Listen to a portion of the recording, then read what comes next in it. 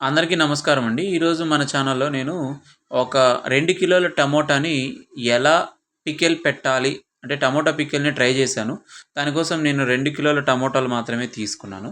So, ఎక్కువ పెడితే బావుంటదో అనే ఉద్దేశ్యంతో ఫస్ట్ ఇది ఇలా అయితే ట్రై చేద్దాం తర్వాత అని చూశాను. సో, ఫస్ట్ చూస్తున్నాం గదా! అవి తీసుకొని క్లీన్ చేసేసి, మంచిగా ఒక మంచి గుడ్డ తీసుకొని, దాంతో ఆ తేమ అనేది లేకుండా తీసి పక్కన కట్ చేసి ఒక బౌల్‌లో తీసుకున్నాను. లేదంటే నేనైతే ఒక ప్లాస్టిక్ డబ్బా తీసుకున్నాను. ఎందుకంటే ఇదైతే ఊరగాయ కొంచెం బావుంటదని. సో, అలా కట్ చేసి నేనేం చేస్తున్నానంటే ఈ డబ్బాలో వేసేస్తున్నా. సో, ఇలా వేసేసిన తర్వాత అంటే నార్మల్‌గా కొంచెం పెద్దయిగానే కట్ చేస్తానండి. No problem.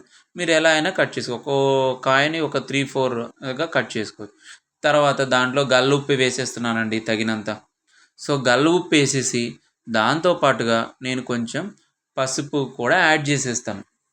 ఎందుకు అంటే ఇలా చేసిన తర్వాత ఈ పప్పు ఈ టమోటా అనేది ఉప్పు, పసుపులో మినిమమ్ ఒక 3, 4 డేస్ అనేది బాగా ఊరాలండి. సో, అలా ఊరిన తర్వాత చూడండి బాగా కదిపేసాను నేను.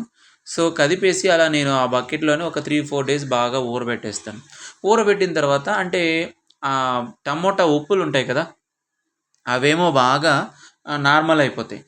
ఐ మీన్ దాంట్లో నుంచి రసమంతా బయటొచ్చేస్తదండి. ఆ టమోటా ఉప్పుల్ని కొంచెంసేపు ఎండబెట్టి, బాగా మిక్సీ చేసి, ఆయిల్‌లో తెల్లుల్లిపాయలు ఇది ఏసి, బాగా తిరగమాత పెట్టేసి, సో, ఇలా డబ్బాలో వేసేసాను. నాకు ఆ తిరగమాత పెట్టేది, ఆయిల్‌లో వేసేది క్లిప్ అనేది మిస్ అయిందండి.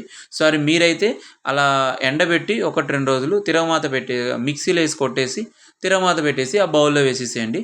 తగినంత ఆయిల్‌ని యూజ్ చేయండి. అంతే టమోటా పికిల్ రెడీ.